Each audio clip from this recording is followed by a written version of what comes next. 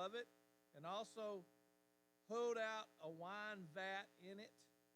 Then he expected it to produce good grapes, but it produced only worthless ones. And now, O inhabitants of Jerusalem and men of Judah, do you understand the vineyard now? Who's the vineyard? Judge between me and my vineyard. What more was there to do for my vineyard that I have not done in it? Why, when I expected it to produce good grapes, did it produce worthless ones? So now, let me tell you what I am doing, what I am going to do to my vineyard. I will remove its hedge, and it will be consumed. I will break down its wall, and it will become trampled ground. I will lay it waste. It will not be pruned or hoed, but briars and thorns will come up. I will also charge the clouds to rain no rain on it. For the vineyard of the Lord of hosts is the house of Israel, and the men of Judah his delightful plant. So he looked for justice, but behold bloodshed, for righteousness, but behold a cry of distress. Woe to those who add house to house and join field to field until there is no more room, so that you have to live alone in the midst of the land. In my ears the Lord of hosts has sworn, surely many houses shall become desolate, even great and fine ones without occupants. For 10 acres of vineyard will yield only one bath of wine, and a homer of seed will yield but an ephah of grain. Woe to those who rise early in the morning that they may pursue strong drink, who stay up late in the evening that wine may inflame them. Their banquets are accompanied by lyre and harp, by tambourine and flute, and by wine. But they do not pay attention to the deeds of the Lord, nor do they consider the work of his hand. Therefore my people go into exile for their lack of knowledge, and their honorable men are famished, and their multitude is parched with thirst. Therefore Sheol has enlarged its throat and opened its mouth without measure. And Jerusalem's splendor, her multitude, her den of revelry, and the jubilant within her descend into it.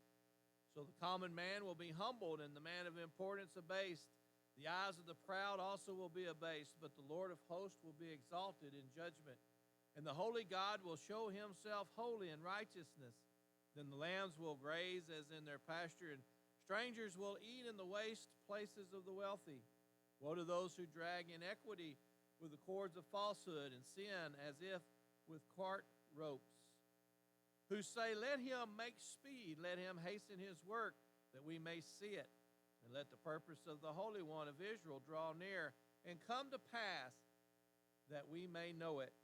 Woe to those who call evil good and good evil, who substitute darkness for light and light for darkness, who substitute bitter for sweet and sweet for bitter, who to those who are wise in their own eyes and clever in their own sight. Woe to those who are heroes in drinking wine and valiant men in mixing strong drink, who justify the wicked for a bribe and take away the rights of the ones who are in the right.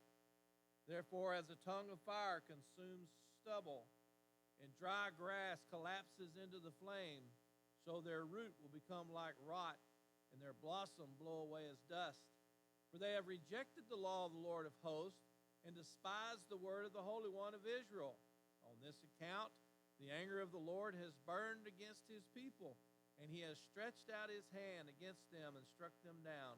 And the mountains quaked, and their corpses lay like refuse in the middle of the streets. For all this anger is not spent, but his hand is still stretched out. He will also lift up a standard to the distant nation, and will whistle for it from the ends of the earth. And behold, it will come with speed swiftly. No one in its weary or stumbles. None slumbers or sleeps, nor is the belt at its waist undone, for its sandal strap broken. Its arrows are sharp, and all its bows are bent. The hooves of its horses seem like flint, and its chariot wheels like a whirlwind. Its roaring is like a lioness, and its roars like young lions. It grows as it seizes the prey, and carries it off with no one to deliver it. And it will growl over it in that day like the roaring of the sea. If one looks to the land, behold, there is darkness and distress. Even the light is darkened by its cloud. Sound like a place you want to be? Sound like something you want to do? Probably not, right? So, if you followed along with that, God had built his vineyard, Israel, and he had created a hedge around it, and he had made it to where it could produce the best grapes and the best wine in the world, and it chose not to do it. You see? Well, not only is that a group thing, in my opinion, but I think it's an individual thing, too. When we think about how this came about, Solomon, who was the third king to rule Israel, was really the last king to have peace and prosperity in the kingdom, right? And Solomon was given basically ultimate wisdom, because you remember when God said, ask of me anything and I'll give it. What did he say? Give me wisdom. It's interesting that when we read this, he doesn't ever use wisdom, but he does use knowledge. In verse 13, therefore my people go into exile for their lack of knowledge, which tells me that they were way past done with trying to seek wisdom. But he says, you didn't even have the knowledge. Okay? Your heart wasn't ready to accept wisdom, but you didn't have the knowledge. So what knowledge is he talking about? I think it's the knowledge of the law, the knowledge of the Old Testament. It might have been in their heart at some point, but by this time, it was gone. So not only did he not have wisdom, but they didn't even have the knowledge, the word. So think about how far Israel had faded from Solomon and from following God into following whoever they chose to. And if you didn't figure it out, there were sure a lot of drunkards in that day. They drank all the time. And it sounds like they partied most of the time. They certainly didn't take care of the vineyard, which was the heart of their life. And so God says, because you didn't, well, then you look into the darkness of the very last of these verses. It sounds pretty gloomy to me. I don't know about you. Verse 25, on this account the anger of the Lord has burned against his people. If we are not afraid of the anger of the Lord, we got some pretty bad problems. Do you see what the anger of the Lord can do to his people? He totally devastated them. The vineyard was gone. The protection was gone. The rain was gone. I was telling somebody this morning, I don't gripe about the rain because I know in Texas, once it's gone, it's gone. And then it gets hot and miserable and nasty.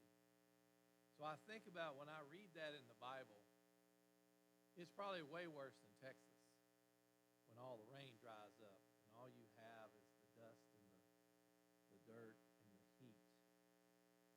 So he says to them, I created a vineyard to make good, sweet grapes, to make good, sweet wine, and you made them sour. You've turned them sour.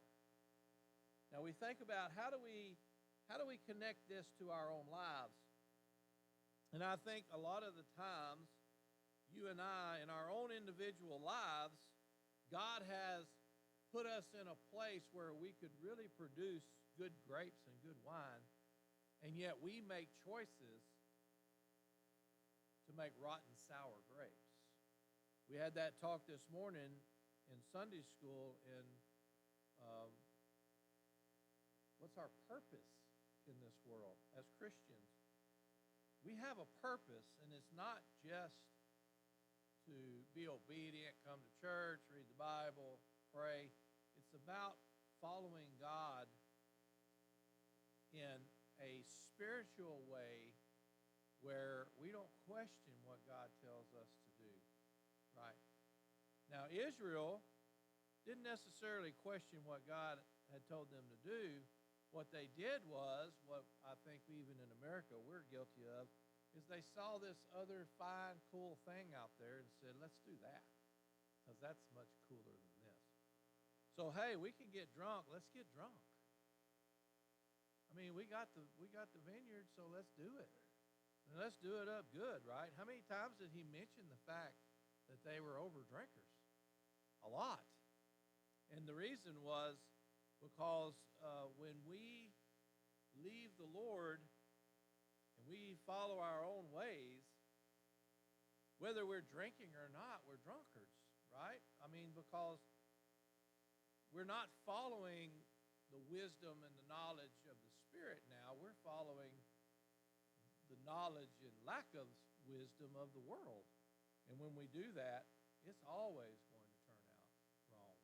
I mean, because the world is a fallen, lost system. And because it's fallen and it's lost, if we follow it, guess what? It's the blind leading the blind. I believe that's in the Bible, isn't it? The blind is leading the blind.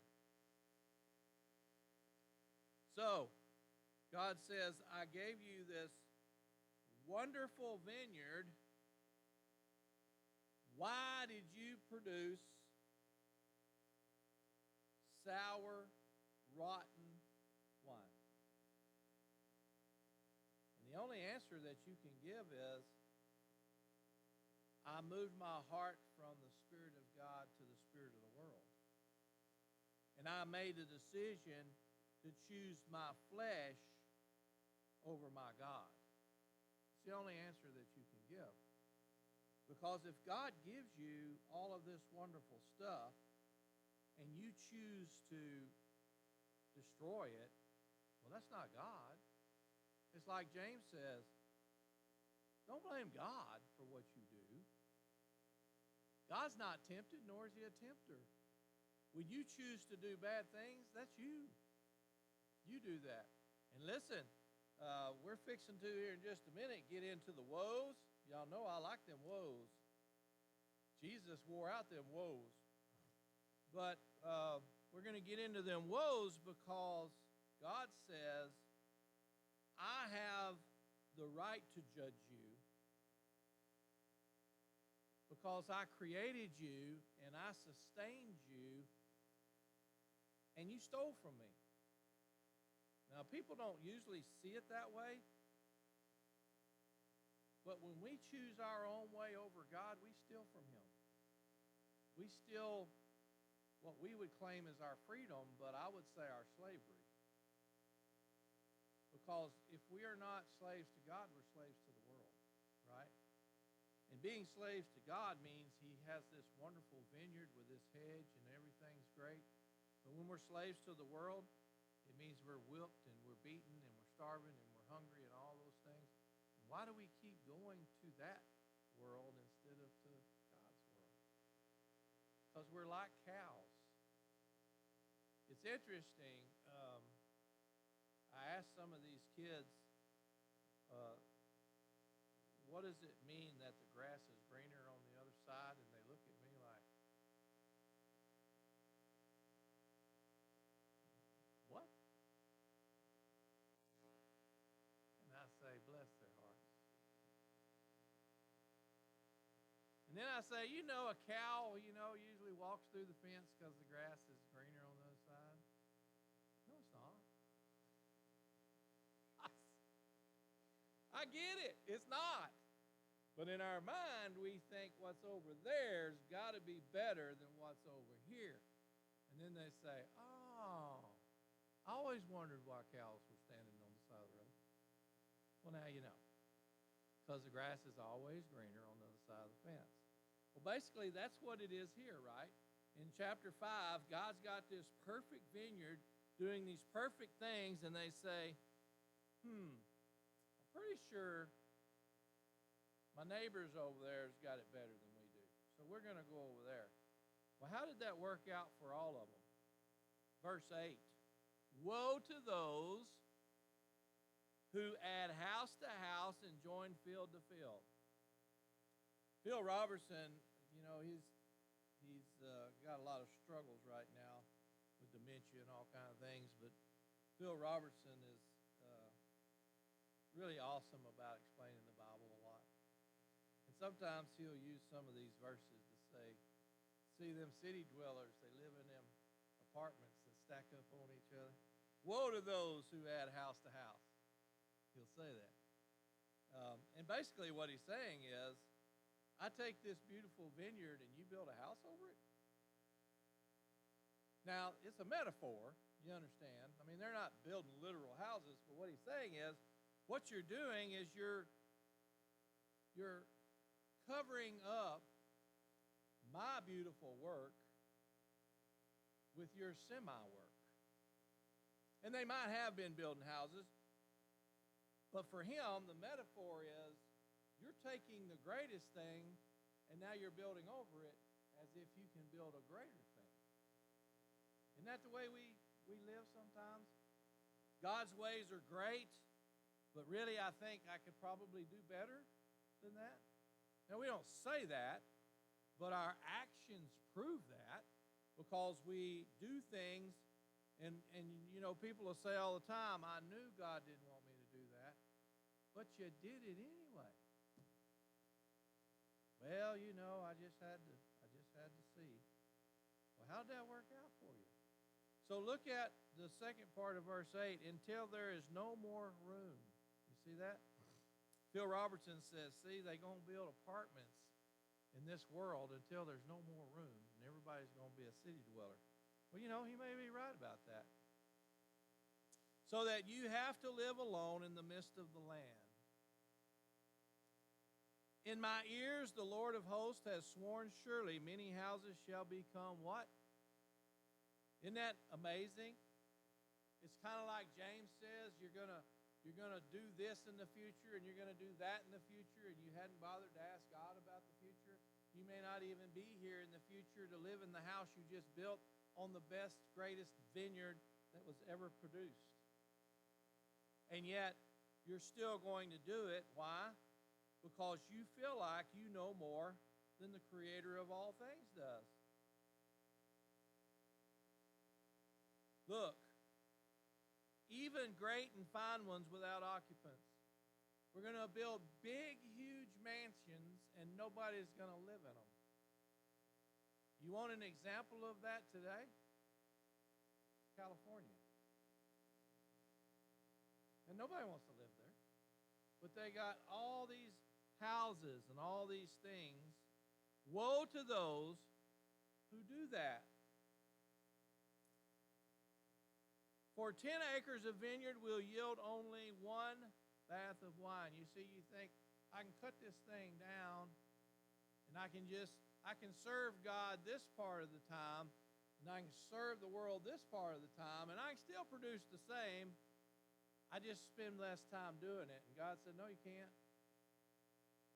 No, it's like cutting your vineyard in half and expecting to get the same amount of grapes. When you choose that you're going to serve God part of the time and serve the world part of the time, you're going to serve the world more time and God a whole lot less time. This is what he's saying to them. And then verse 11, woe to those who rise early in the morning that they may pursue strong drink. Well, it's 5 o'clock somewhere, right? So why are they getting up early in the morning and they are pursuing strong drink? Why are they staying up late in the evening that wine may inflame them? Because they're desolate. It's nothing different than what we have today when our lives are full of misery and our hope and all of our joy and our peace are gone. What do you expect? What do you think we're going to do? We're going to get up in the morning and drink, and we're going to go to bed at night drinking. I've done that. I've been there. I was one of those people. Their banquets are accompanied by music, basically. So they're partying, trying to drown all their misery. And look, but they do not pay attention to the deeds of the Lord. All they're trying to do is survive. How many people in our world today are the same way? They're just trying to survive. Why? Because we just don't think God can do it. And if we ask God to do it and He doesn't do it, how disappointed are we going to be in God? So it's just going to be better to drink, to party, to do stupid things, to sober up, to drink, to party, and just do it over and over and over. But when you get to that place, you need to understand what he says here. When you get to that place, you do not pay attention to the deeds of the Lord, nor do you consider the work of his hand. It's no longer about God, it's all about you. Now you can say alcohol, you can say drugs, you can say pornography. Oh, I'm fitting to hit some Baptists right in the heart. You can say food. Anything that we choose to abuse and become addicted to takes the place of God in our life. We're addicted because we no longer have hope, joy, and peace. Hope, joy, and peace only come from God. That's it. I drank a lot. I smoked cigarettes a lot. I dipped skull a lot.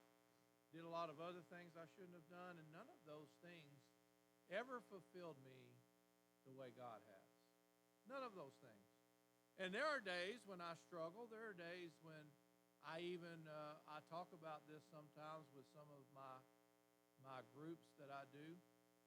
I struggle sometimes with thinking about getting a beer or getting a whiskey or something, but it's only for just a second, and then it's gone.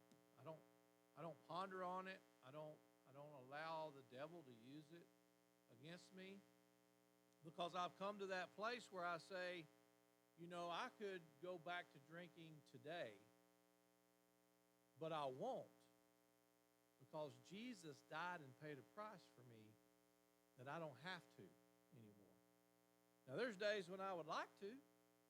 I would love to escape into those worlds I used to escape in and do some of the things that I used to do that were really not good things. They really weren't.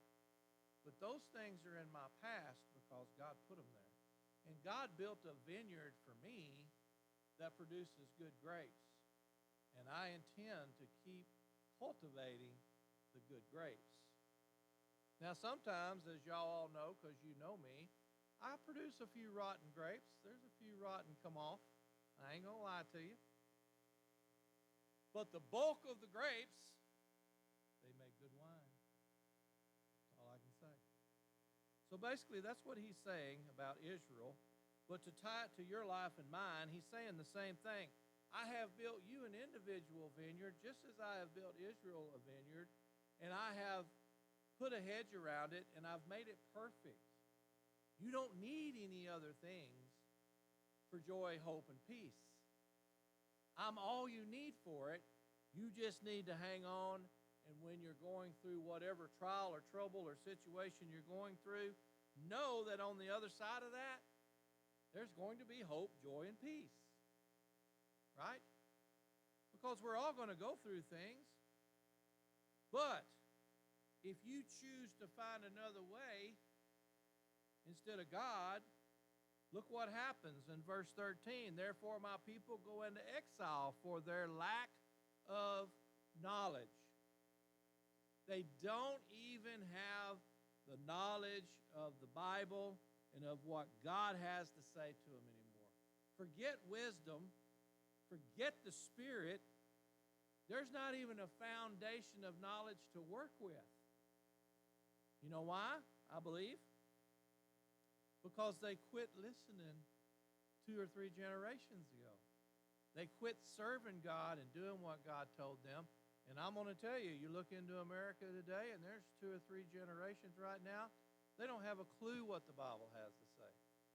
Most of them don't have a clue what the Bible looks like because we, my generation, have failed to insist that the next generation learn and the next generation learn. And now we're at a place where you don't think God's going to do this to his vineyard again? Very well could. Why wouldn't he? Why shouldn't he? We haven't done what we're supposed to do. And look, here's the sad thing. When deterioration starts, and I want you to think about this, because none of you thought you were fixing to get all of this out of Isaiah chapter 5, but I'm telling you, Isaiah's got some stuff.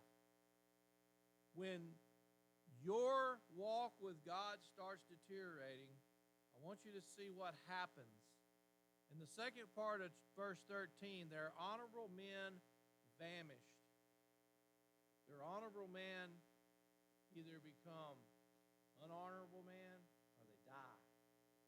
You understand? There's not leaders anymore. And their multitudes are parched with thirst. The multitudes are not getting fed what God wants them to hear because the honorable men are gone. Without leaders, there are no followers.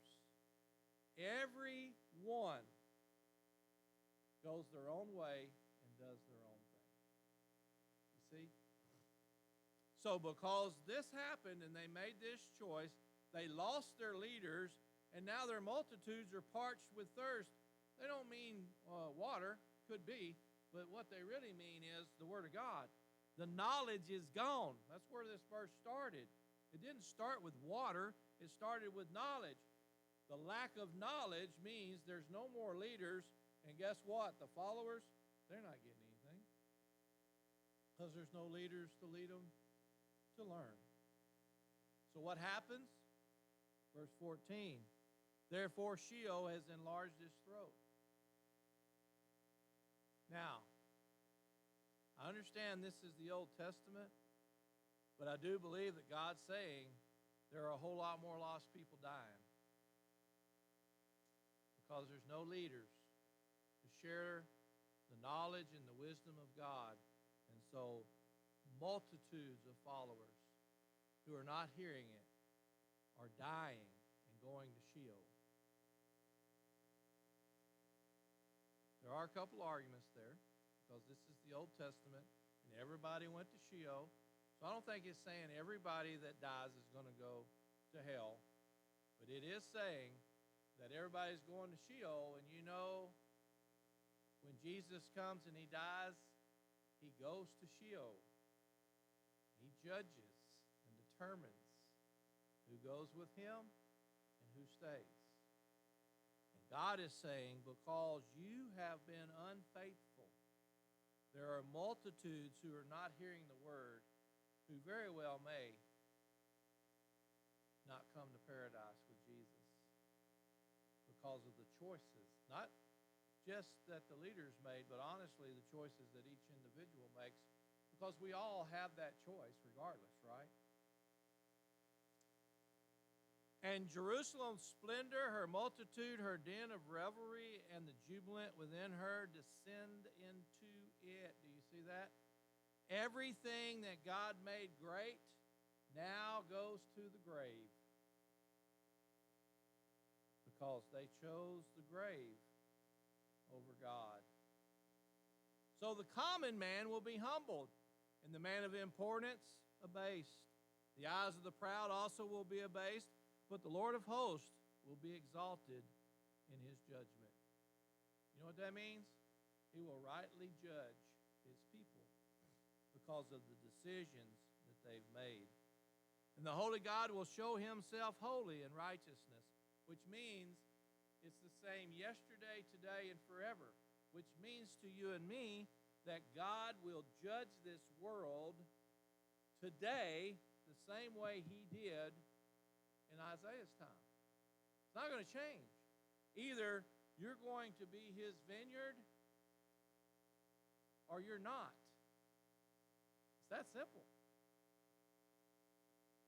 And God's going to judge you according to the decisions that you've made. But look what happens after his judgment and his righteousness. This ought to share with you what we saw this morning. Guess what's going to happen? You ready? Then the lambs will be grazed as in their pasture, and strangers will eat in the waste place of the wealthy. You see that? There'll be a paradise that comes back. And that paradise won't care who you are. It won't matter. Which is a great thing for the Gentiles, right? Because God's judgment and his righteousness always cleans the slate. But he's not finished. Woe to those who drag iniquity with the cords of falsehood and sin as if with cart ropes, lying deceit. It's always part of this fall, isn't it?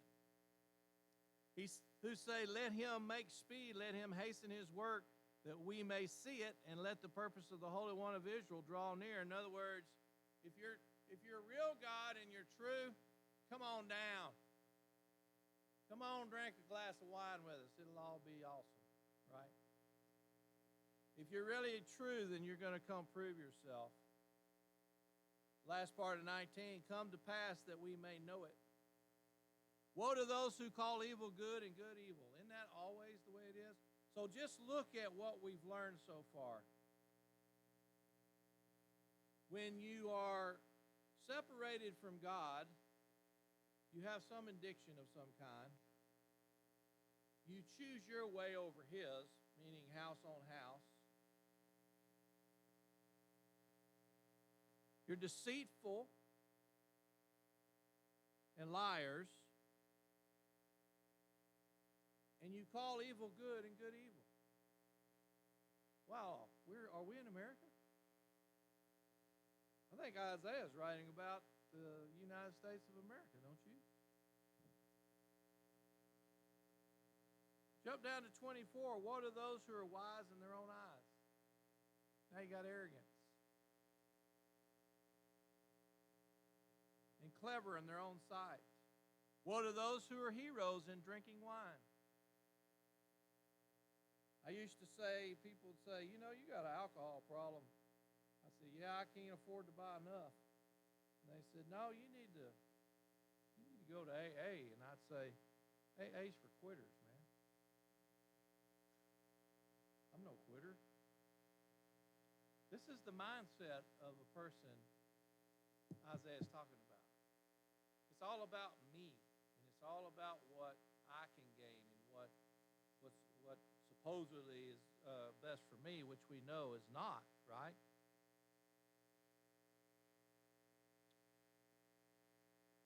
So if you take a look at just this list of woes, you can definitely find people in this world that all of those fit. But you can definitely also find that some of these fit a lot of people in this world, in the church, unfortunately. And these things have to change. Because when we get to this next chapter, chapter 6, Isaiah sees a vision, and guess what he sees? He sees what John saw. He sees what Daniel saw. He saw the Lord sitting on a throne. But listen to what he says. Lofty and exalted, because his judgment and his righteousness are true. And seraphim stood above him, each having 6 wings. And this is where we get that wonderful verse that I learned in seminary that's so great.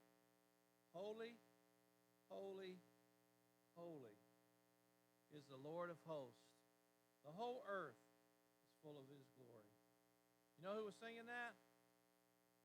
The angels, the 6-winged seraphim. What did we learn this morning in John? They were all singing to the Lord. Why? Lofty and exalted.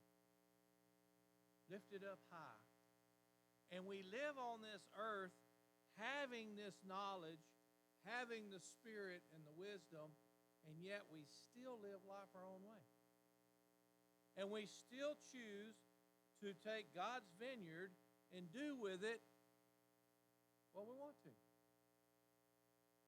And God says, and I think rightly so, to be honest with you, God says, well, you've chosen your way. If that's what you want, I'll let you have it.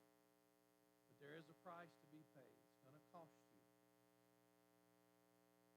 And sometimes we come to Him. Sometimes we come back to Him. And sometimes we never receive Him. Because we get so caught up in our flesh and all of these woes that He's talking about that evil becomes good, lies and deceit blind our eyes. We become drunkards, whether it's on drugs and alcohol or on food or on material things. I mean, there's all kinds of ways that we can become drunkards, and it doesn't have to just be with wine. And I do know this, in my 25 years of ministry, the number one question asked to me is it wrong in the Bible to drink? And they always follow that up with, Jesus drank, right? So what they're saying to me is, you need to tell me it's okay to drink because Jesus did it. I don't think I ever read where Jesus was drunk. I don't think I ever saw where He said, let's get drunk and be merry. Now, whether you can drink or not in the Bible, I believe the Bible says that you could drink a glass, maybe. But if you start getting lightheaded, I've been drunk a whole lot in my life. You can say I'm just relaxing. I call it chillaxing. But you're getting drunk. And if you were like me and you downed the first two, it usually started out pretty quick, right? So I'm not going to judge somebody for what they choose to do or not do. You do you. But I'm going to tell you, in chapter 5 of Isaiah, God says, woe to you. Woe to you.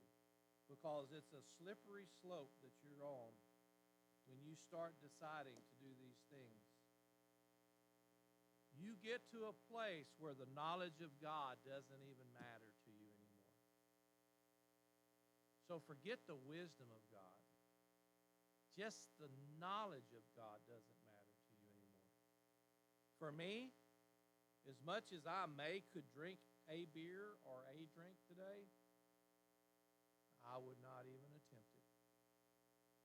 Because it's too risky that I'll go for number 2 and number 3. Number 4. And God has done a whole lot of work in me for me to go back and do that. So it would definitely be shame on me. And I've already figured out God wouldn't kill me. I wouldn't die. He'd make me live and be miserable.